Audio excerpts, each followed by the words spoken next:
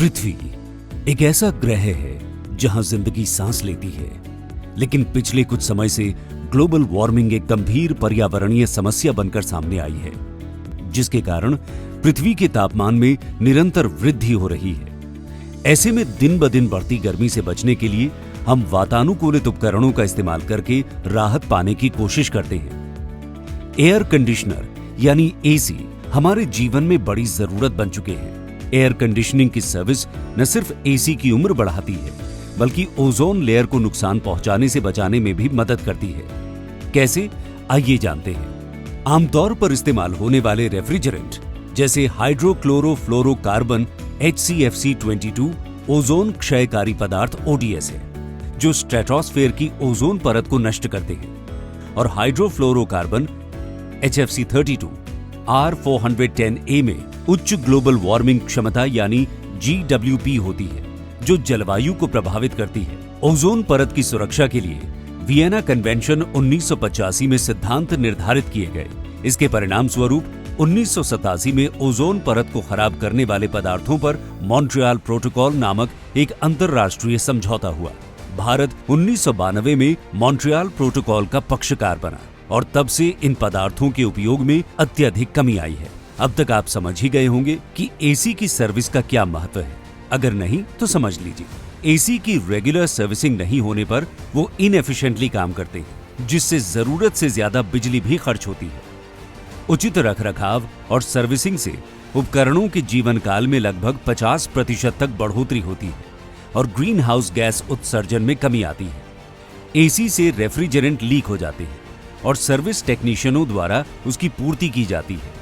Refrigerant से system को flush करने और उचित सर्विसिंग उपकरणों की कमी के कारण रेफ्रिजरेंट की खपत बढ़ती है।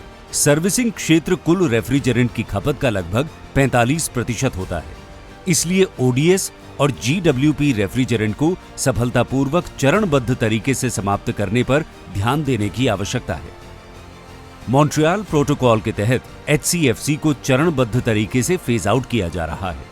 भारत ने HCFC में वर्ष 2023 तक 35% की कमी के लक्ष्य के मुकाबले 50% से अधिक की कमी का उल्लेखनीय लक्ष्य हासिल कर लिया है।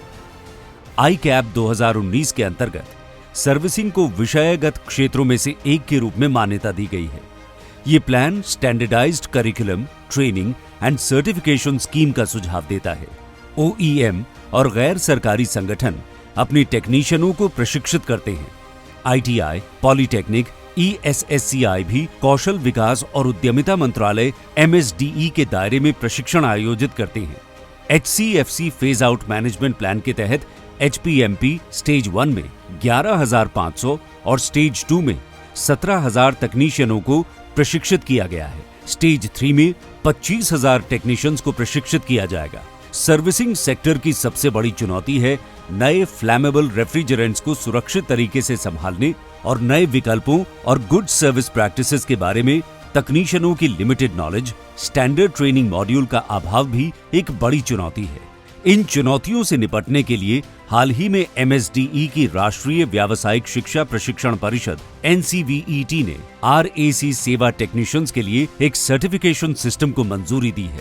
मौजूदा प्रणाली को सर्टिफिकेशन सिस्टम के साथ जोड़ा जाना चाहिए, जिसमें प्रशिक्षित टेक्नीशियंस का प्रशिक्षण, मूल्यांकन और प्रमाणन शामिल है। ये ज्वलनशील और विषैले रेफ्रिजरेंट को संभालने में सेवा टेक्नीशियंस की क्षमता को बढ़ाएगा और गुड सर्विसिंग प्रैक्टिसेस को बढ़ावा देगा। इससे सर्विसिंग को एक मान्यता प्राप्त पेशा बनाया जाएगा और बेहतर रोजगार के अवसर पैदा होंगे। मॉन्ट्रियल प्रोटोकॉल के प्रति भारत का उल्लेखनीय समर्पण, पर्यावरणीय प्रबंधन और वैश्विक सहयोग हमारी प्रतिबद्धता का प्रमाण है। प्रशिक्षण और प्रमाणन कार्यक्रम को विकसित करने और कार्यान्वित करने में भारत सरकार के विभिन्न विभागों के प्रयास न केवल सराहनीय हैं, बल्कि एक स्थायी भविष्य का मार्ग प्रशस्त करने में भी महत्वपूर्ण है। ये पहल इस बात की मिसाल है कि कैसे केंद्रित प्रयास और सहयोग हमारे सतत विकास लक्ष्यों यानी सस्टेनेबल डेवलपमेंट गोल्स की दिशा में सार्थक प्रगति ला सकते हैं।